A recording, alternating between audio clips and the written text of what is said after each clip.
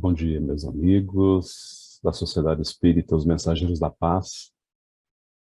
Muito obrigado por terem confiado a nós nesse período de pandemia algumas falas, não é? Algumas exposições que nós fizemos aqui online, enquanto nós não podíamos nos reunir presencialmente. Provavelmente esta seja a última apresentação, a última palestra feita nesse formato, uma vez que a casa está retomando as atividades presenciais, né, de maneira toda cuidadosa, seguindo os protocolos, nós sabemos, e nós queremos agradecer aqui pela oportunidade que nos deram, que a casa nos deu, pela confiança, pelas visitas que todos fizeram ao canal da casa, e nos colocamos sempre à disposição. Para, em nome de Jesus, falar da doutrina espírita, de seus valores, suas orientações, para que nós cresçamos, para que nós sejamos cada vez melhores, nos preparando para esse mundo novo que já está batendo a nossa porta há muito tempo. Por isso, mais uma vez agradecemos e pedimos a Deus, a Jesus, numa prece, para que nos acolha as manifestações de gratidão nesta manhã, neste dia tão especial para todos nós. Eu pedi ao Senhor para que a direção da casa seja assistida, amparada, orientada, intuída nesse período de retorno, para que as melhores decisões sejam tomadas e para que o nosso público volte a sentir o calor daqueles nossos irmãos que recolhem de Ti, Senhor, e retransmitem para todos eles o olhar, a aproximação, o sorriso, dentro do possível, mesmo sob as máscaras, não é? É o que nós podemos oferecer, a nossa fala, nossa energia, nossa vibração.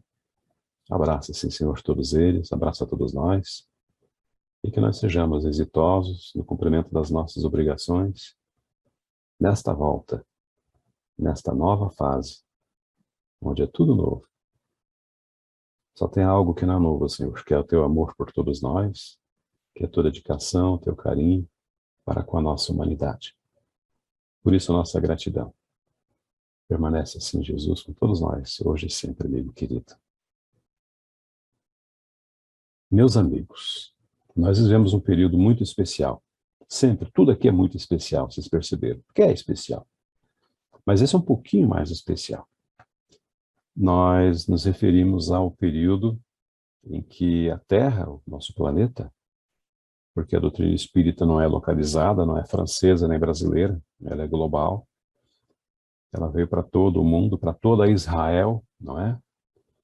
Quando Jesus falava de Israel, estava se referindo ao planeta, não somente uma região, uma cidade, um país. Então, a nossa alegria hoje é pela comemoração que nós fazemos da vinda entre nós de um missionário de Jesus, direto de Jesus. Allan Kardec, o então professor Hippolyte Léon Denis Rivaio, que esse é o nome dele, nascido lá em Lyon, na França, no dia 3 de outubro de 1804, ele veio para nos atender a pedido de Jesus. Ele vem designado diretamente pelo Cristo. Se aperfeiçoa, estuda, se prepara, não é? Convenientemente, carinhosamente, com uma dedicação incrível, e depois dá conta, sim, da sua administração, como bom e fiel servidor que é. Nós lembramos que, desde pequenino, ele tinha uma inclinação muito forte para as ciências, né, para os assuntos filosóficos. Kardec, desde cedo, demonstrava essa capacidade. Isso evidentemente, é conquista do seu espírito, da sua alma, não é verdade? E bem cedo ele foi fazer os seus estudos. Ele estudou, evidentemente, um período na França, mas por volta ali dos 10 anos, ele foi para a Suíça, para Yverdun, né, para ser mais exato, onde se tornou discípulo de um dos mais nobres educadores da sua época, o pedagogo Pestalozzi. Lá em Verdun, ele permaneceu um tempo completou a sua formação, as suas habilidades, suas capacidades eram superiores, digamos, à maioria da turma, a ponto de acontecer. Isso é um parêntese aqui bem interessante, que tem uma semelhança muito grande da personalidade de Kardec com a personalidade de alguém aqui no Brasil, muito, muito especial também ao nosso coração, que não foi, o Dr. Adolfo Bezerra de Menezes Cavalcante. Não é coincidência, eu digo, que o menino Hippolyte Léon Denis Rivaio, quando no Instituto de Verdun, o Instituto foi fundado, já dissemos, por Johann Heinrich Pestalozzi, ele chegava a auxiliar o seu mestre, né, na difusão do conhecimento, talvez até de uma certa forma da administração, porque não assim do Instituto, mas mais em sala mesmo, eu presumo, né? Os seus autores deixam um pouco vago isso. Dizem que ele auxiliou. Eu tenho certeza que foi em sala de aula, porque estava na alma desse jovem ainda, Hippolyte, o amor à educação. Essa é a razão pela qual ele foi, evidentemente, muito apropriadamente convidado por Jesus, destacado por Jesus para ser um grande educador. Kardec é um grande educador. Quem conhece as obras, especialmente as obras básicas, a forma como ele coordenou o trabalho, reuniu os escritos, compilou e nos apresentou, isso só pode ser arte, na melhor expressão do termo, de um grande educador, de alguém que reúne as qualidades máximas para fazer com que a doutrina fosse tão perfeitamente colocada, tão claramente exposta, publicada para o nosso crescimento, para o nosso deleite. E a comparação que eu faço com o Bezerra de Menezes, meus amigos, é porque Bezerra de Menezes também, por volta dos 13 anos, até as idades são parecidas, quando ele estudava ainda quando criança, lá no estado do Ceará, ele chegou por mais de uma vez a substituir o professor de latim em sala de aula. Aí vocês, com o menino Bezerra, Adolfo, né? E daí vocês perguntam, mas isso é uma novidade? Fazendo um estudo da pedagogia, eu ia falar da psicopedagogia, mas da pedagogia em especial, da psicopedagogia também, a gente vê um fato, a gente associa essas práticas que Kardec executou lá no Instituto Verdun e Bezerra, lá no liceu, né, no Ceará, com uma metodologia pedagógica muito conhecida de nós, todos pedagogos. Trata-se de um método chamado de método Lancaster, onde você destaca dentro de um grupo algumas pessoas que já estão adiantadas, né? Isso é muito interessante. Na Casa Espírita a gente vê muito acontecer isso, né? As pessoas, inclusive os nossos coordenadores, diretores, fazem isso sem perceber, mas fazem. Destacam, observam bem aquelas pessoas que têm uma capacidade um pouco maior, né? Porque estudaram mais, ou têm facilidade na compreensão do tema, e formam pequenos grupos, e essas pessoas coordenam as atividades, auxiliando o mestre. Aconteceu isso com Kardec e com Bezerra, não é interessante? É o método Lancaster. Repito, muito conhecido, é uma prática pedagógica muito conhecida, é muito, muito bom usar isso. Muitos professores até hoje usam essa metodologia. Pois, meus amigos,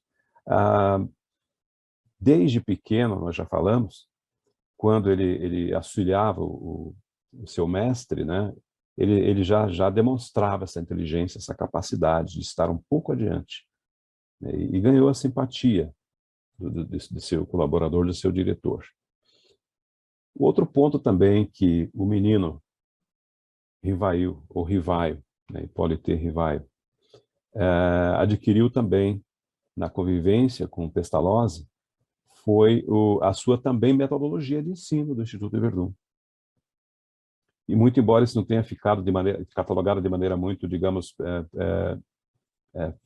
acertada, né, pontual, isso ficou muito, muito patente nas práticas que a gente consegue ver pelas biografias e pelos resultados, sobretudo. Eu me refiro à metodologia usada por Pestalozzi e que Kardec também usou. A metodologia de Pestalozzi é a metodologia da aproximação do mestre com seu aluno, da educação intuitiva, esse é um ponto interessante, onde o mestre está sempre observando as capacidades do seu aluno, levando para ele de maneira bastante gradual, tranquila, ponderada, não é? O conhecimento, fazendo com que esse conhecimento seja adquirido, seja absorvido de maneira bastante tranquila, continuada, sem choques. E essa amorosidade na hora de passar o conhecimento. Essa preocupação com o aluno. Isso que eu estou falando para vocês, nós percebemos que o que Kardec transformou, trouxe tudo isso para a forma, empregou tudo isso na forma, no modelo, na metodologia, no carinho que transborda pelas páginas das obras da codificação, a Revista Espírita e tantos outros escritos teus, naqueles cadernos, tantos e tantos cadernos que ele produziu enquanto educador, antes de se tornar Allan Kardec, né, ainda com o professor Rivaio. E nós temos, por exemplo, para que vocês tenham uma ideia de onde eu quero chegar com essa informação, um elenco de algumas obras onde Kardec, depois, evidentemente, de ter retornado da Suíça, empregou nos seus escritos. Em dezembro de 1823, por exemplo, ele lançou o curso prático e teórico de aritmética, usando o método de Pestalozzi. Esse curso de aritmético é a primeira obra de cunho pedagógico de Kardec. E ele fazia isso graciosamente, gratuitamente. Evidentemente que tinha também, ele também exercia a sua profissão também. Evidentemente que ele tinha, sim, como se prover o seu sustento, mas ele se dedicou muito, muito fortemente ao auxílio àqueles que o procuravam, especialmente com buscas. Inclusive, temos muito isso hoje, né? Aqui no Brasil, especialmente, os cursos preparatórios. Kardec já fazia isso lá na sua época. Sabiam disso? Ele preparava as pessoas para o enfrentamento, aspas, do mercado de trabalho, digamos assim, para os concursos, por exemplo, não é? Ele tinha, nessa época, apenas 18 anos e usava, repetimos, na confecção, na elaboração das suas obras, esses conceitos todos, que eram muito nobres, né? Penetrando a essência de cada um daqueles que vinham diante de si para recolher os seus ensinamentos, a riqueza da sua colaboração. Nesses livros didáticos que Kardec publicou, além desse que eu mencionei para vocês, eu vou citar mais alguns, como o Curso Completo Teórico e Prático de Aritmética, 1845, né? Um Plano Proposto para a Melhoria da Educação Pública, lá em 1828 também. São algumas das obras dele. A gramática, essa é uma das mais conhecidas, a Gramática Francesa Clássica, de 1831. Aliás, 1831, coincidentemente ou não, é o nascimento de Bezerra de Menezes aqui no Brasil, não é? Você vê, Kardec estava com mais de 20 anos trabalhando em França. Outro também, de 1831, é qual o sistema de estudos mais em harmonia com as necessidades da época? Olha a preocupação de Kardec, herança, né, de Pestalozzi, com essa preocupação com a capacidade de transmissão e recepção do conhecimento. Memória sobre a instituição pública, ou a instrução pública, melhor, em 1831 também, de Kardec. Manual dos exames para os títulos de capacidade, como falei para vocês, é uma espécie de curso preparatório, lá em 1846. Soluções dos exercícios e problemas do Tratado Completo de Aritmética também. Ele focou muito nesse aspecto, vocês perceberam, lá em 1847. Projeto de reforma no tocante aos exames e aos educandários para meninas, também em 1847. Catecismo Gramatical da Língua Francesa, em 1848, não é? Aí vocês percebem que em 1848 estava acontecendo alguma coisa na Europa. Lembram disso? E Kardec estava ainda ocupado com as questões pedagógicas, ou já estava, melhor, né? Mas 1848 é um ano muito interessante. Ditados normais dos exames também, um ano depois, em 1849. Ditados da primeira e da segunda idade, olha que interessante, 1850. Gramática normal dos exames, lá em 1849. Curso de cálculo mental, em 1845, um pouco antes. E o programa de cursos usuais de física, química, astronomia e fisiologia, em 1849.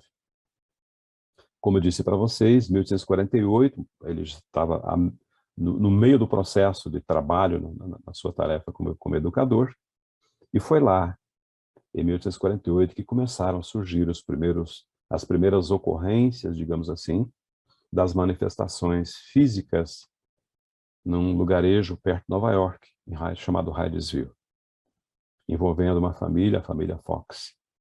Nesse período, Kardec começou, né, na verdade, já estudava, já conhecia algo do magnetismo. E a respeito do magnetismo, ele dizia: foi em 1854 que, pela primeira vez, ouvi falar das mesas girantes. Aconteceu em 48, ele ouviu falar em 54. Encontrei um dia o magnetizador Sr. Fortier, a quem eu conhecia desde muito tempo, e que ele me disse: já sabe da singular propriedade que se acaba de descobrir no magnetismo?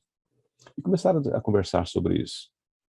E o Sr. Fortier dizia para ele que as mesas em França, elas se movimentavam, elas respondiam perguntas, elas tinham algumas, aspas, capacidades, e Kardec refutou, falou: não, as mesas não podem, não tem condição de fazer isso, a menos que ela tenha um nervo, ou que elas tenham vida, né? Senão é impossível que isso aconteça. Mas como ele era um estudioso do magnetismo, que é uma espécie de eletricidade que de fato atua sobre os corpos e faz com que eles se movimentem, né? Ele encontrou-se novamente, de outra oportunidade, com o Sr. Fortier. E falou para Kardec, todo entusiasmado, que as mesas não somente se moviam, mas elas estavam respondendo perguntas. Olha que interessante. Fazendo perguntas às mesas, ela respondia. Era um processo bastante lento, de pancadas, aquelas combinações de letras com o número de pancadas, enfim. Né? E Kardec refutou novamente, falou: só acreditarei quando vir, e quando me provarem que uma mesa tem cérebro para pensar, nervos para sentir, e que possa tornar-se sonâmbula. Eu estou dizendo isso, meus amigos, para provar para todos nós, para que nós já sabemos, evidentemente, que a doutrina espírita é uma ciência calcada nos mais profundos rigores da observação. Nós não podemos, Kardec recomenda isso, aceitar as novas proposições, as novas ideias, sem que passe pelo crivo da razão, da lógica. Né? E ele dizia-se, a respeito dessa ideia que o amigo está falando, o Sr. Fortier, eu só acredito, só permito que eu acredite nisso, né, ou melhor, que eu veja isso, né? Me perdoe, eu não acredito, permita que eu veja isso, pelo menos por enquanto, como um conto para nos fazer dormir em pé, que dizia. Né? Bastante cético, bastante sério, compenetrado, porque ele realmente se ocuparia somente com questões de ordem muito séria, como de fato se ocupou. Né?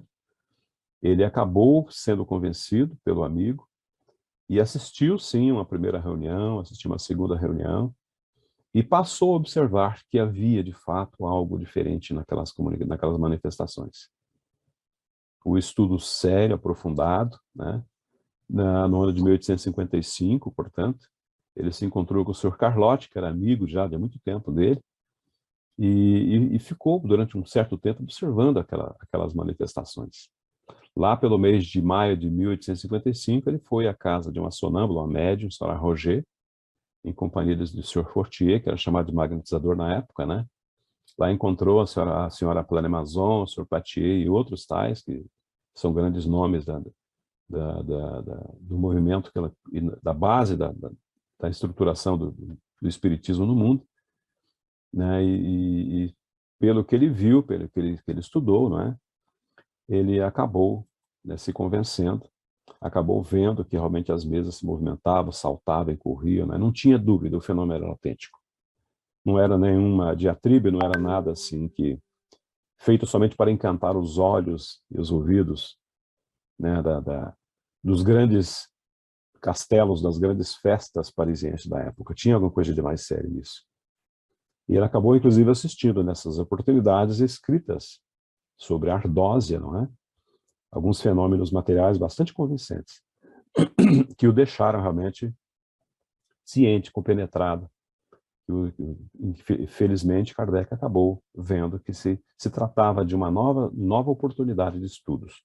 E depois, evidentemente, acabou se tornando uma grande ciência, como nós temos hoje. Meus amigos, o que aconteceu a partir daí Com essa observação mais atenta a respeito do que estava acontecendo, ele começou a frequentar semanalmente as reuniões em residências do Sr. Baudin, né?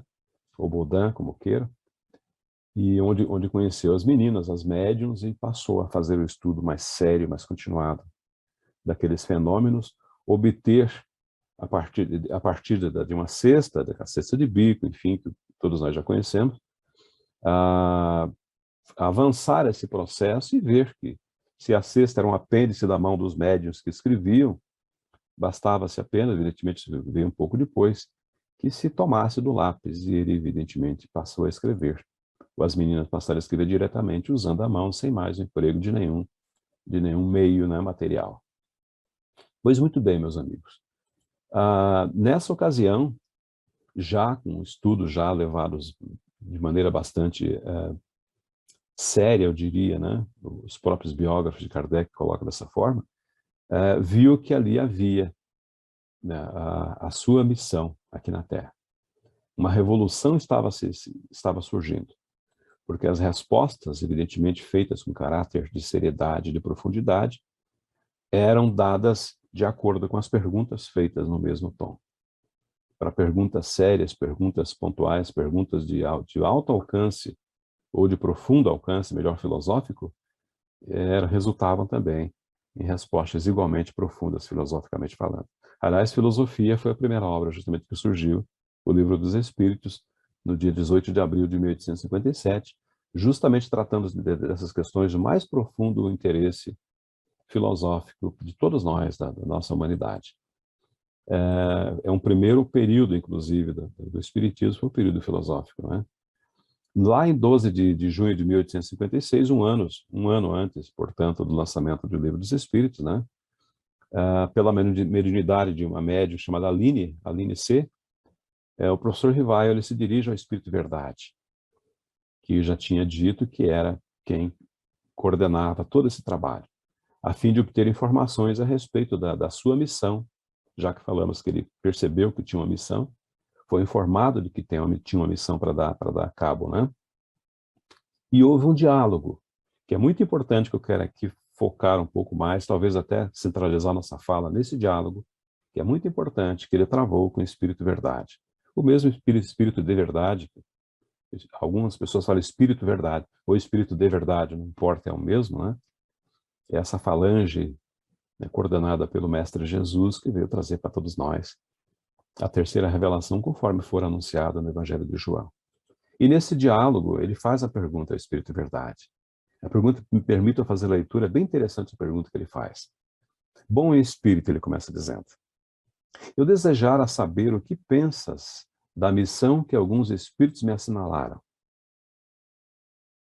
Ele queria ter a certeza de que estava cumprindo uma tarefa, né, com alta designação, ou com um desígnio prévio, né, a ele atribuída. E continuou a pergunta, dize-me, peço-te, se é uma prova para o meu amor próprio. Ou seja, até onde eu posso levar isso sem me envaidecer e sem perder, né? Já que se ela for realmente uma atribuição para mim. Tenho, como sabes, o maior desejo de contribuir para a propagação da verdade. Mas do papel de simples trabalhador ao de missionário-chefe, ele vendo a envergadura dessa missão, a distância é grande. E não percebo o que possa justificar em mim uma graça tal, de preferência a tantos outros que possuem talentos e qualidades que ainda não dispõem. Kardec se colocou na sua condição de humildade e reconhecimento da grandeza da tarefa que lhe for atribuída. A resposta veio do Espírito de Verdade e disse assim, confirmo-te o que foi dito, é verdade, mas recomendo-te muita discrição, se quiseres sair-te bem. Ou seja, trabalhe em silêncio no primeiro momento. Tomarás mais tarde conhecimento das coisas que te explicarão o que ora te surpreende. Olha que interessante. Não esqueças que podes triunfar, como podes falir. Neste último caso, se você falir, não é? Outro te substituirá. Outros te substituirão, né? Na verdade, está no singular, é outro te substituirá. Porquanto os desígnios de Deus não assentam na cabeça de um homem apenas. Veja a seriedade dessa resposta. Nunca, pois, fales da tua missão. Seria a maneira de a fazeres malograr-se. Ela somente pode justificar-se pela obra realizada. É a obra que vai falar de ti. Que interessante isso, né? E tu ainda nada fizeste. Olha que advertência para todos nós, meus amigos. Se a cumprires, disse o Espírito de Verdade, os homens saberão reconhecê-lo cedo ou tarde, visto que pelos frutos é que se verifica a qualidade da árvore. Lembra o Cristo, não é verdade? Porque é o próprio Cristo que falava. Kardec tornou a perguntar pelo Espírito de Verdade. Nenhum desejo tenho certamente de me vangloriar de uma missão na qual dificilmente creio. Se estou destinado a servir de instrumento aos desígnios da providência, que ela dispõe de mim. É mais uma vez o discípulo se colocando à disposição da divindade. Nesse caso, reclama a tua assistência e a dos bons espíritos. Ele pediu ajuda, óbvio, no sentido de me ajudarem e ampararem na minha tarefa. E o Espírito de Verdade respondeu a Kardec, ou ao professor Rivai: a nossa assistência não te faltará, mas será inútil se de todo, ou se de teu lado melhor, não fizeres o que for necessário. Dedica-te, portanto. Tens o teu livre-arbítrio, do qual podes usar como entenderes. Nenhum homem é confrangido ou constrangido a fazer coisa alguma. Então, devolveu a Kardec toda a responsabilidade. Olha que coisa interessante, meus amigos. É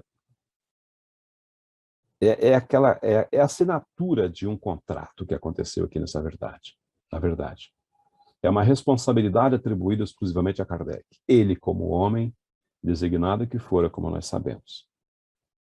Mas tem uma pergunta que Kardec faz que suscita uma resposta longa, mas muito interessante para todos nós, para que nós reflitamos a respeito. Ele perguntou assim, já que ele enfrentou, encarou o compromisso, né? Reconheceu, assumiu o compromisso, ele perguntou: que causas poderiam determinar o meu malogro? O que pode fazer com que eu falhe, em outras palavras? Olha a importância da pergunta. Desde aqui já mostrando a sua capacidade de compreensão das coisas. Que causas poderiam determinar a minha falha, a minha falta, o meu malogro? Fazer com que eu falhe na minha missão? Seria a insuficiência das minhas capacidades? Kardec perguntou. O que pode fazer com que eu falhe? E os espíritos responderam, o Espírito de Verdade especificamente respondeu: não, não será a sua incapacidade. Por isso que falamos agora há pouco de toda a preparação de Kardec, junto do professor, né, Pestalozzi. Não será a sua incapacidade. Você tem capacidade, em outras palavras. Mas a missão dos reformadores é prenhe, é carregada de escolhas, de dificuldades e de perigos. A tua, previno-te que é rude, será rude, porquanto se trata de abalar e transformar o mundo inteiro. Percebe a gravidade da missão? Não suponhas que te baste publicar um livro, 2, 10 livros, para em seguida ficares tranquilamente em casa. Não, não vai bastar. Tens de expor a tua pessoa. Grave, né? Você vai ter que se expor. Suscitarás, por essa exposição contra ti, ódios terríveis. Inimigos encarniçados se conjurarão para a tua perda. Olha as advertências. Ver-te-ás a braços com a malevolência, com a calúnia, com a traição, mesmo dos que te parecerão os mais dedicados. E continuou respondendo para Kardec. As tuas melhores instruções serão desprezadas, serão falseadas. Por mais de uma vez sucumbirás sob o peso da fadiga. E disse mais, numa palavra, terás de sustentar uma luta quase contínua, com sacrifício do teu repouso, da tua tranquilidade, da tua saúde e até da tua vida. Pois sem isso viverias por muito mais tempo, se você não se ocupasse de mistérios tão profundos e tão sérios, e tão desgastantes. Você viveria mais. Aqui eles já anteciparam alguma coisa, né? Ora bem, Não poucos recuam quando, em vez de uma estrada florida, só veem sob os passos urzes, pedras agudas e serpentes. Tem pessoas que só admitem as tarefas grandiosas se tiverem benefícios, não é? E esses benefícios não foram anunciados primeiramente para Allan Kardec. Pois muito bem, para tais missões não basta a inteligência, continua dizendo o Espírito Verdade. Faz-se mister o necessário, primeiramente, para agradar a Deus, humildade, modéstia e desinteresse, visto que ele abate os orgulhosos, os presunçosos e os ambiciosos. Olha as recomendações que o Espírito Verdade dá para Kardec. Para lutar contra os homens, são indispensáveis coragem, perseverança e inabalável firmeza. Isso para todos nós. Também são de necessidade prudência e tato, a fim de conduzir as coisas de modo conveniente e não lhes comprometer o êxito com palavras ou medidas intempestivas. E prosseguiu o Espírito de Verdade. Para encerrar, exige-se, por fim, de ti, né, ele está dizendo, falando para o professor Hippolyte, devotamento. Olha as virtudes. Devotamento, entrega total, abnegação e disposição a todos os sacrifícios. Ou seja, prepara-te porque vem dificuldade pela frente. Como eles anunciaram. Ninguém nunca escondeu isso de Kardec, que não seria fácil. Vês assim que a tua missão está subordinada a condições que dependem exclusivamente de ti mesmo. Então entregou para Kardec essa responsabilidade. E ele aceitou. Ele aceitou. Aí, meus amigos, já eu poderia até encerrar aqui a nossa fala, porque diante dessa determinação e desse aceite, o que vocês imaginam que Allan Kardec fez? Ou que o professor Hippolyte ainda não era Allan Kardec que fez? O que vocês imaginam? É óbvio que ele ajoelhou o seu coração, metaforicamente falando, e fez um pedido à divindade. Fez uma prece. Allan Kardec fez uma prece. Depois de ver a grandiosidade do compromisso que assumira, ainda na espiritualidade, que nós sabemos que esse desígnio veio muito antes, como relata o irmão X, no Brasil, o Coração do Mundo, Pátria do Evangelho, tem um trecho breve, e em outras obras também, do próprio Humberto de Campos, também tem essa anunciação. Mas ali o professor Hippolyte não teve dúvida. Ele pediu auxílio da espiritualidade superior. Pediu auxílio de Deus, pediu auxílio de Jesus, dizendo assim: Senhor, pois que te dignaste lançar os olhos sobre mim, para cumprimento dos teus desígnios, faça-se a tua vontade. Está em tuas mãos a minha vida. Dispõe do teu servo. Reconheço a minha fraqueza diante de tão grande tarefa. A minha boa vontade não desfalecerá. As forças, porém, talvez me traiam. Supre a minha deficiência, Senhor, ele pede. Dá-me as forças físicas e morais que me forem necessárias. Ampara-me nos momentos difíceis e com o teu auxílio e dos teus celestes mensageiros, tudo envidarei para corresponder aos teus desígnios. Essa é a prece que Allan Kardec fez. E com relação ao que foi conversado com o Espírito Verdade, já quase encaminhando para o nosso encerramento, Allan Kardec deixou algumas notas. Lembro das advertências? Pois muito bem. 10 anos depois dessas advertências, Kardec deixou alguma coisa escrita se referindo àquele anúncio que vocês acabaram de ouvir. Escreva esta nota a 1º de janeiro de 1867, 10 anos e meio depois que me foi dada a comunicação acima, que eu acabei de passar para vocês. E atesto que tudo que o Espírito Verdade falou se realizou, em todos os pontos. Isso é para todos nós espíritas vermos que a tarefa não é fácil. Que muitas dificuldades virão. Mas o exemplo partiu do próprio Mestre. Eu vou até repetir. Escreva esta nota a 1º de janeiro de 1867.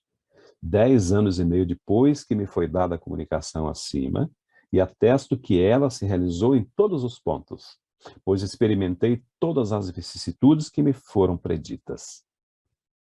Andei em luta com o ódio de inimigos encarniçados, com a injúria, a calúnia, a inveja, o ciúme. Libelos infames se publicaram contra mim. As minhas melhores instruções foram falseadas. Traíram-me aqueles em quem eu mais confiava e depositava a confiança. Pagaram-me com a ingratidão aqueles a quem prestei serviços. A sociedade de Paris se constitui foco de contínuas intrigas urdidas contra mim por aqueles mesmos que se declaravam a meu favor e que, de boa fisionomia na minha presença, pelas costas me golpeavam. Qualquer semelhança com o que nós vivemos na atualidade não é mera coincidência, né, meus amigos? Disseram que os que se me conservavam fiéis estavam à minha estavam à minha disposição, e que eu lhes pagava com o dinheiro que ganhava do espiritismo. Acusaram Kardec de se utilizar de dinheiro da sociedade. Acusação leviana também. Nunca me foi dado saber o que é o repouso. Lembra das advertências do Espírito de Verdade? Mais de uma vez sucumbi ao excesso do trabalho. Tive abalada a saúde e comprometida a existência. O Espírito de Verdade falou: a tua vida seria mais longa, ou será mais longa, se você não aceitar o teu mistério. Tudo se cumpriu. Graças, porém, à proteção e assistência, lembra da oração? Dos bons espíritos que incessantemente me deram manifestas provas de solicitude, tenho a ventura, a alegria de reconhecer que nunca senti o menor desfalecimento ou desânimo, e que prossegui, sempre com o mesmo ardor, no desempenho da minha tarefa, sem me preocupar com a maldade de que era objeto. Segundo a comunicação do Espírito de Verdade, que eu falei agora para vocês, eu tinha de contar com tudo isso e tudo se verificou. Kardec fora preparado. Ouviu a advertência e seguiu todas as determinações, todos os conselhos. O resultado, meus amigos, é que os espíritos superiores não falaram das alegrias para Kardec, mas ele relata nessa nota, 10 anos depois, dizendo assim: mas também, a par dessas vicissitudes, que de satisfações experimentei, quanta satisfação experimentei, vendo a obra crescer de maneira tão prodigiosa. Com que compensações deliciosas foram pagas as minhas tribulações, ele diz. Que de bênçãos e de provas de real simpatia recebi da parte de muitos aflitos a quem a doutrina consolou. Este resultado não mo anunciou o Espírito de Verdade. Eles não falaram a respeito dessas bênçãos, que sem dúvida, intencionalmente, apenas me mostraram as dificuldades do caminho. Mas as conquistas, meus amigos, do que Kardec está escrevendo aqui, são consequência do seu denodo, da sua aplicação, da sua determinação, da sua fé, do seu trabalho. Por isso que ele conseguiu essas alegrias, ele sentiu essas alegrias todas pela obra concluída ou pelo trâmite da obra que estava em curso ainda. Qual não seria, pois, a minha ingratidão se eu me queixasse? Ele diz, diante de tantos benefícios, de tantas alegrias. Se dissesse que há uma compensação entre o bem e o mal, não estaria com a verdade. Porquanto o bem, refiro-me às satisfações morais, sobrelevam de muito o mal. Ele diz que, apesar das dificuldades, os benefícios são muito, muito maiores. O bem sempre é muito, muito, infinitamente superior ao mal. E essa é uma lição para todos nós que enfrentamos as dificuldades modernas. O bem sempre vence, meus amigos. Aparentemente, nós somos vencidos, estamos vencidos. O Cristo pareceu vencido. Só pareceu. Porque, na verdade, ele estava triunfando o tempo todo. E o seu discípulo fiel aprendeu a lição com o próprio Cristo. Quando me sobrevinha uma decepção, diz Kardec, uma contrariedade qualquer, eu me elevava pelo pensamento acima da humanidade. Olha a receita. E me colocava antecipadamente na região dos espíritos da maneira mais elevada possível. E desse ponto culminante, de onde divisava o da minha chegada, as misérias da vida deslizavam por sobre mim sem me atingirem. Ele percebia, então, tudo o que tinha passado. E percebia também, no alto ponto onde ele se colocava, o término da sua missão. Tão habitual se me tornar esse modo de proceder, de elevar o seu pensamento em trabalho, em oração, que os gritos dos maus jamais me perturbaram.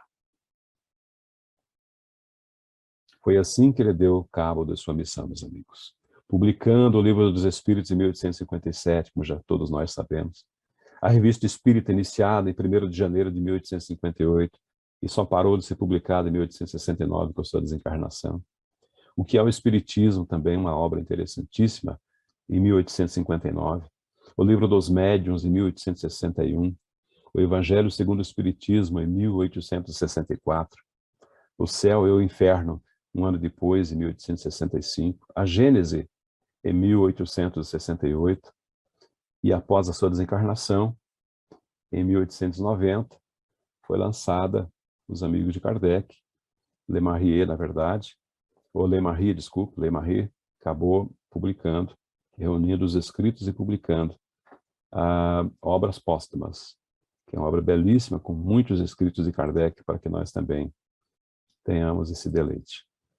Nós temos também, meus amigos, evidentemente, um profundo pleito de gratidão por esse homem. Nós encerraremos a nossa fala lembrando da nossa responsabilidade nesse momento enquanto espíritas, lembrando mais uma vez dessa prática pedagógica, que a ideia era fazer um estudo somente sobre o aspecto pedagógico de Kardec, mas preferimos ir por outro campo, porque são muitas as informações sobre esse homem, não é? E nós incorreríamos um erro terrível se focássemos somente no aspecto, só aspecto pedagógico. Faremos um estudo, sim, aprofundado sobre a pedagogia, especialmente sobre a metodologia pestalozziana e kardeciana, não é? Porque aí, falando de Allan Kardec, sim, a metodologia, o que ele empregou na elaboração, na confecção, na construção, na compilação da doutrina espírita, merece muito, isso merece um tratado, uma tese, embora muitas já tenham sido escritas, não é? Sempre vai caber mais alguma coisa, porque a forma como esse homem se dedicou e se aplicou para nos trazer a codificação espírita, ela é sublime. Ela merece todas os nossos aplausos. Lembrando que o que ele empregou foi o fundamento da intuição, né, de Pestalozzi, essa linguagem bastante clara, bastante, eu diria, tão soprando aqui, terapêutica até, não é? Porque a forma de Kardec falar, ela é curadora, ela é esclarecedora. Eu falo curadora para a alma, né, não para o corpo, né, porque o Espiritismo ele veio para curar a nossa alma. A não crítica, o não julgamento, né? As matérias sendo ensinadas, como Kardec fez, de maneira, começando do elementar, do simples para o mais complexo também, ele aprendeu isso com Pestalozzi, né? A insistência sobre um ponto, até que ele fique bastante esclarecido para que você passe para um ponto seguinte. Todos nós que coordenamos atividades doutrinárias, palestras, estudos, devemos ter isso em mente, não é? O não dogmatismo, ou seja, o não fechamento de uma ideia, para não gerar aquelas discussões descabidas e inúteis, né? Os dogmas, eles são derrubados porque as ideias sempre crescem, fluem, né? Se aperfeiçoam o tempo todo, nós estamos num processo contínuo e infinito de aprendizagem, né? Essa questão da individualidade dos nossos, aqui não chamo de alunos, nossos amigos, né? Nos grupos de estudos, para que eles aprendam conosco, nós aprendamos todos juntos, né?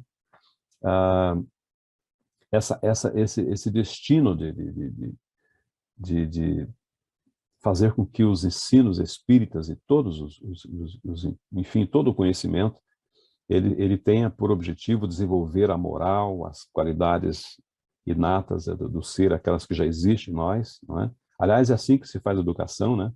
Não é implantando coisas, mas extraindo do indivíduo, não é? O processo ex duca, de trazer para fora, não é? E tantas outras metodologias, né, que Allan Kardec empregou graças ao ensinamento colhido no Instituto Yverdon com o professor Pestalozzi. Nós gostaríamos só de deixar uma lista de obras sugeridas para que todos aqueles que queiram aprofundarem um pouco mais do que nós falamos, evidentemente que num período curto não dá para falar tudo, né? Nós recomendamos para que leiam os manuais do estudo sistematizado da doutrina espírita, publicados no site da Federação Espírita Brasileira, e também pode ser adquiridos na livraria da tua casa espírita, também tem essas obras, né? Para aqueles que gostam de folhear, mas eles também podem ser acessados no site da FEB, né? Obras póstumas, essa obra que referimos agora há pouco também, tem a biografia de Allan Kardec, interessante que todos vejam lá. De Zeus Van Tuyl, Grandes Espíritas do Brasil também, tem um tópico Allan Kardec, né, evidentemente, tem uma biografia de Kardec nessa obra também. Também de Zeus Van Tuyl, né, de Francisco Thyssen, né, grande espírita brasileiro, uma obra chamada Allan Kardec também, tem a formação escolar do professor Rivaia, para todos nós vermos ali, e de Francisco Cândido Xavier, Cartas e Crônicas, né, pelo Espírito Irmão X, Humberto de Campos. Essa é a nossa contribuição nesse período, meus amigos, de comemoração. Estamos nos aproximando do dia 3 de outubro de 2021, onde nós comemoraremos mais um natalício do professor Hipólito Leon Denis Rivaio, e agora nosso Allan Kardec, que nasceu no dia 18 de abril de 1857, né? Até então ele era, e continua sendo, evidentemente, o professor Hipólito Leon Denis Rivaio, mas esse nome, esse codinome Allan Kardec surgiu com o lançamento de O Livro dos Espíritos, essa obra magistral de cunho filosófico para o nosso crescimento, para o nosso agradecimento. Eu quero agradecer mais uma vez aos amigos da SEMP, Sociedade de Espíritos Mensageiros da Paz, por esta oportunidade de fazer o encerramento. Estivemos bem no comecinho das atividades online e agora estamos fazendo o fechamento. E nada melhor, não tinha tema melhor para fazer o encerramento do que trazendo a figura de novo, que é uma leitura constante, deve ser uma leitura constante de todos nós, da vida e da obra de Allan Kardec, que é o que faz com que nós estejamos aqui, vivamos como espíritas hoje no Brasil e no mundo. Por isso fica aqui numa prece de gratidão, a acolhida que nós recebemos, mais uma vez nos referimos a isso, faremos isso sempre, que a gratidão é uma conquista que todos nós temos e nunca se perderá. Nós somos gratos mais uma vez a sempre, gratos a Kardec, gratos a Deus, gratos a Jesus, que nos abraça nesta data, que faz com que nós todos tenhamos superado, pelo menos parcialmente, momentaneamente, os duros reveses, as duras provações que nós mesmos escolhemos para vivenciarmos nesse período de pandemia. Aqui estamos, Senhor, no aguardo das tuas instruções, para continuarmos a nossa tarefa numa nova fase, num novo momento, tão solenemente aguardado, e que agora se avizinha, que é a atividade voltando ao reencontro presencial dos nossos irmãos, dos nossos amigos. Nós pedimos as tuas bênçãos para todos eles que virão bater as nossas portas, e elas estarão abertas e os acolherão amorosamente, como tu mesmo farias se estivesse conosco, encarnado, Senhor. Mas que sabemos que tu o fazes por meio das equipes espirituais e por meio de tantos e tantos trabalhadores que se dedicam a essa tarefa tão sublime de amar e de servir. Abraça, Senhor, todos nós e permanece conosco, amigo querido, hoje e sempre. Que assim seja. Muito obrigado e muita paz.